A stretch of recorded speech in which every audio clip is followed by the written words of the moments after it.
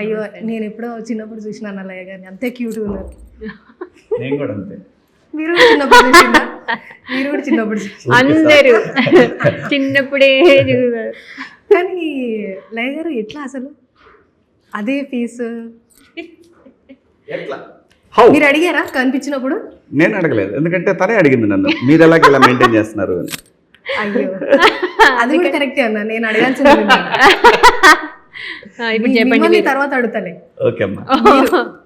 నేను ఇట్లా నాకు బుగ్గలు వచ్చేస్తున్నాయి లయ గారు, ఇట్లా ఎట్లా అసలు బుగ్గలు రాదు? అదే నాకు బుగ్గలు రాకండి వెయిట్ మళ్ళీ డైట్ ఏమైనా మెయింటైన్? డైట్ ఏం లేదండి, డైట్ ఉంటే బాగుంటుంది, చెయ్యాలి.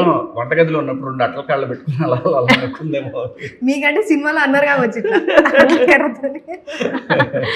సో ఏంటంటే ఐ థింక్ ఫేస్ మీద వెయిట్ రాదు, సో అది కొంచెం లాస్ట్ వస్తుంది అనమాట, అది నా బాడీ టైప్ మ్యానుఫ్యాక్చరింగ్.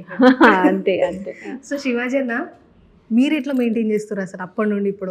నాకు టెన్షన్ ఉండదు. ఫస్ట్ థింగ్ టెన్షన్ తీసుకోను నేను, ఏదన్నా ఉంటే టెన్షన్ పెడతానే తప్ప తీసుకోను. కరెక్ట్ అన్నట్టు చెబుతుంది. ఓకే, అంటే ఏదన్నా ఉన్నా కానీ కొంచెం సేపేనమ్మా దాని గురించి ఆలోచించేది.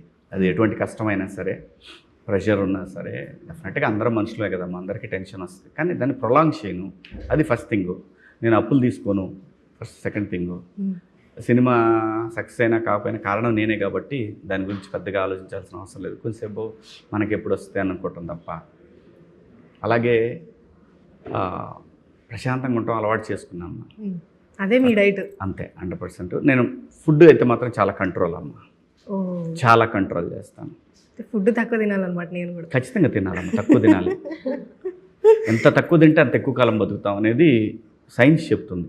ఓకే, నాకు ఈ ట్రైలర్ చూస్తే ఎట్లా అనిపించింది అంటే, చిన్నగా ఉన్నప్పుడు అదరిందయ్య చంద్రంలో అప్పటికి ఇప్పటికి మీ బాగా పుట్టిండు పెద్దగేయండి అన్నట్టు అనిపిస్తుంది అన్న.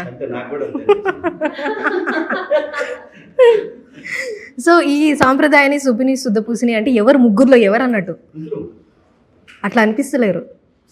సినిమా చూస్తే తెలుస్తుంది ముగ్గురు అన్నట్టు అనిపించట్లేదు. పాపం మీరే అనిపిస్తున్నారు అట్లా అమాయకంగా. నేను అమాయకంగా ఉన్నాను అక్కడ. ఓకే, అంటే సినిమాలో వీళ్ళిద్దరు ఖతర్నాక్ ఉన్నారా? అంటే అంత క్యూట్ లయ గారిని ఎందుకు అట్లా అంత రగ్డ్ లుక్ లో చూపించారు ఈ సినిమాలో? మీరే చెప్పాలి. కాలం 20 years తర్వాత మారుతారు కదా, అది అలా అనిపించింది. అచ్చా, ఓకే ఓకే. అంటే నేను అప్పట్లో క్యూట్ గా ఉండేవాళ్ళు, ఇప్పుడేమో కొంచెం క్యూట్ గా ఉన్నారు చూడడానికి.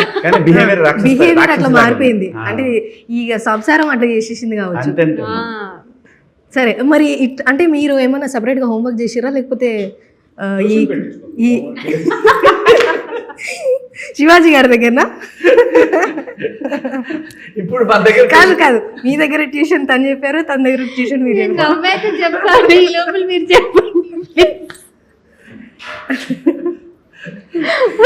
అంటే కొంచెం అప్పట్లో అంటే కొంచెం అమాయకంగా ఉండేది కదా, ఇప్పుడు దానికోసం ఇట్లా కనిపించాలంటే ఏమైనా హోంవర్క్ మీ దగ్గర చేసిందా అని?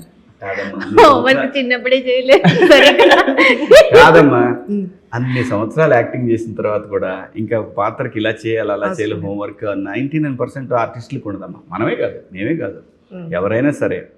కాకపోతే ఏంటంటే దాన్ని అక్కడ వాళ్ళు ఉన్న క్యారవాన్లోనో రూమ్లోనో ఎక్కడో ప్రాక్టీస్ చేస్తారు, ఇలా చేస్తే బాగుంటుంది అంతే తప్ప పెద్దగా ఏమి దీనికి ఏ పాత్రకైనా కూడా అమ్మా అంటే ఎక్స్పీరియన్స్ ఉన్న ఆర్టిస్టులు అఫ్కోర్స్ అంతే, అంతకుమించి ఇంకేముండదు.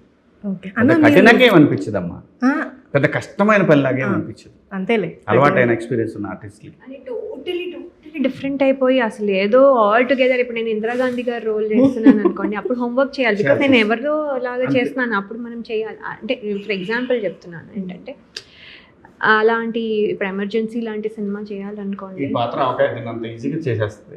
అంటే దిస్ ఇస్ దీనికి అంత